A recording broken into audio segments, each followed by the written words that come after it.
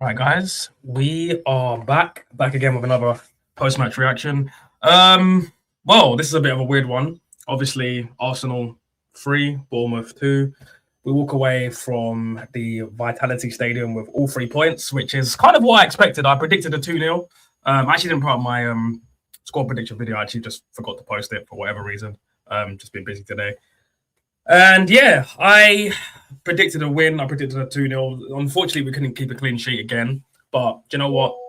In the title race, when you've got Super Saiyan 3 Haaland on the back of your head, then boy, you just want to get the 3 points and get the hell out of there, get the hell out of Dodge. Start with the first half.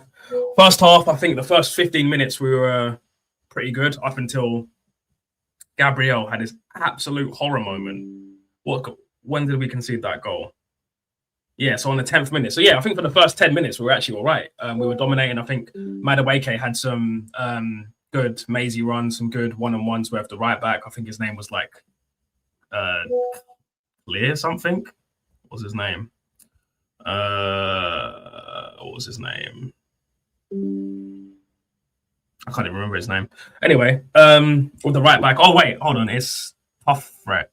Adrian? I'm just going to call him Adrian. Yeah, so had some good moments with Adrian one-on-one, got past him a few times. And then all of a sudden, Gabriel has it at the edge of the box.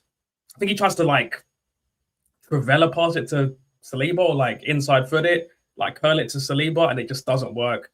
Evan Nilsson catches onto the loose ball and he slots it home. And I'm just looking at Gabriel's face. He's like this, and I'm just like, bro, don't let that Bozo gene come back because you've been our best player for like 2.5, 3 years going on now. Credit to Gabriel though, because he didn't let it affect his game too much. He was carried on defending resolutely, and I think even like a couple of minutes later. So yeah, literally 5 minutes later, 6 minutes later, ball goes down the right hand side. Madueke gets the ball,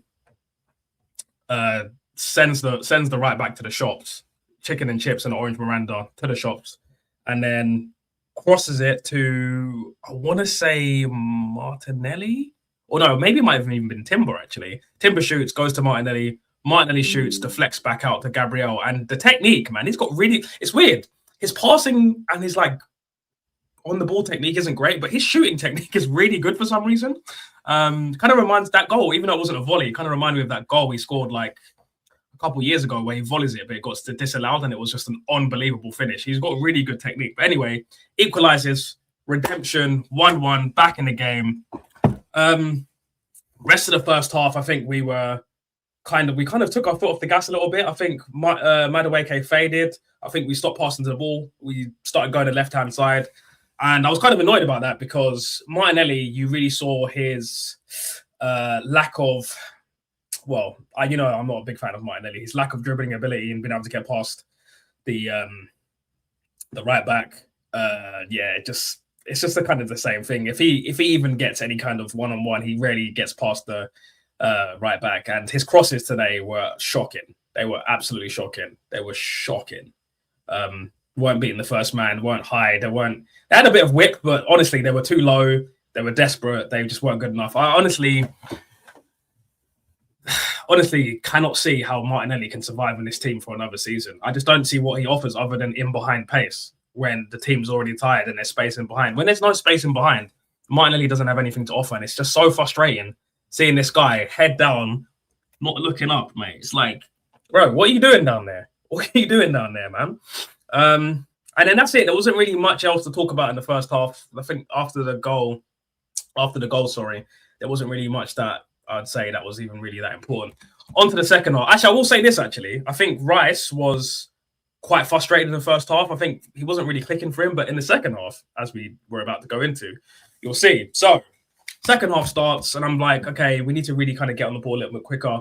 We need to play how we did in the second half of the Aston Villa game. It's imperative that we move the ball quickly because I've had enough. Like, it's getting on my nerves. So, we move the ball quickly. We start moving the ball a bit quicker. Odegaard gets on the ball a lot more. He's doing 1-2s with Madueke. Does a lovely ball to Madueke. Does a ball to Timber. Timber crosses it over to want to say Martinelli headers it on. Gyökeres gets in the box, makes himself a bit busy. Kind of falls nicely for Odegaard. Odegaard slots it to Rice on the edge of the box, and he does what Rice does best, where he does that kind of like coming onto his right foot shot. Freaking love when he does that, man. I freaking love that. And he slots it bottom corner. We go 2-0 up. We're in the ascendancies. Everything's going good. Rice is getting on the ball a lot more. Odegaard's getting the ball. I don't think Odegaard had his best game, but I think in terms of the positions he was taking up, I was really happy because he wasn't collecting the ball for the centre-backs. He was literally leaving that to Rice and Zubimendi. And Rice was kind of doing his box-to-box, kind of being everywhere, kind of super dynamic, super saying two things. So I was happy with Rice's performance. And yeah, right around literally 20 minutes, I think 15 minutes later, we make the subs. Gyökeres, the whole front three comes off for Saka, Jesus, and Trossard, which I kind of wanted to see. I did want to see Madueke get a full 90, and I did want to see Gyökeres get a full 90 as well. Unfortunately, it is what it is. I'm not the manager, so I would have definitely brought Trossard on because I don't think Martinelli offers us much, especially when the game's tight or when we're under the cosh. So it was nice to see Trossard come on, nice to see Saka come on, and nice to see Jesus obviously get minutes and stuff. And then we scored the second goal. It's kind of like a carbon copy of the second goal, except Saka was the one who cuts it back to Rice, and the goal was a lot easier because the keeper was way out of position. It's basically almost an open net. And I'm thinking, okay, now we can bring on Norgard. We can get a fourth, bring on Norgard, bring on Skelly, bring on Eze. And then this young academy kid has other ideas. He just says, no, give me the ball, picks it up. I think he gets it. I think Semenyo passes it into him. Then it goes to Kluivert. Kluivert kind of gives it to him. He dribbles. And then it's weird because when I first saw the goal, I was like, how did David Raya not really save that? And then I saw from the reverse angle that he couldn't really see around, I think it was Saliba's big French head. And then as he saw it, he was already like to the left. So as he tried to jump to the right, and obviously David Raya's not really the tallest goalkeeper. He's only 6 foot. So his arms weren't really long enough to get there. So he couldn't even like push onto the post. Considering the situation, the context of the situation, I think it was pretty much unsavable. And then kind of the last like 20 minutes of the game was kind of under the cosh. Bournemouth were pressuring us, and we obviously weathered the storm. And we leave the Vitality Stadium with 3 points. But a couple of things I want to say actually before I wrap up this post-match reaction. That's 4 games without a start for Eze now, and it's starting to become quite concerning that he's getting the Wanyeri treatment. Obviously, Havertz wasn't on the bench today, which is kind of surprising. And when Odegaard went off and Marino came on, I was thinking that's a bit harsh because it's not for defensive. Is it for defensive kind of solidity? Because at the time we were still 2 goals up, so it was all still 2 goals to the good. So I'm not really sure what that was about. It's probably some tactical reasons, but Eze not getting minutes is very, very concerning. It just makes me think like, is he only going to play in like FA Cup games? Is he just being treated like a U essentially, man? I think it's a bit crazy, but yeah, I just wanted to say that. And obviously, Wanyeri wasn't in the squad completely now, and that's he's basically going to be. I think he's basically going to replace Semenyo in terms of like for the rest of the season until Bournemouth go get a new attacker. And I think Wanyeri will do pretty well there if he does go to Bournemouth, as the rumours are saying. I've heard Brentford as well. But yeah, guys, we leave the 3 points. We're currently 7 points clear. Man City obviously play Chelsea tomorrow at home. Hopefully Chelsea can do us a favour up to Chelsea.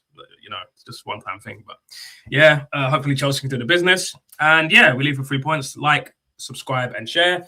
Let me know what you think about the team performance down below. Oh, one more thing actually. Rice needs to be captain. Rice needs to be captain. If Arteta, somehow you see this, Rice needs to be captain. See you later, guys. Take care. Peace.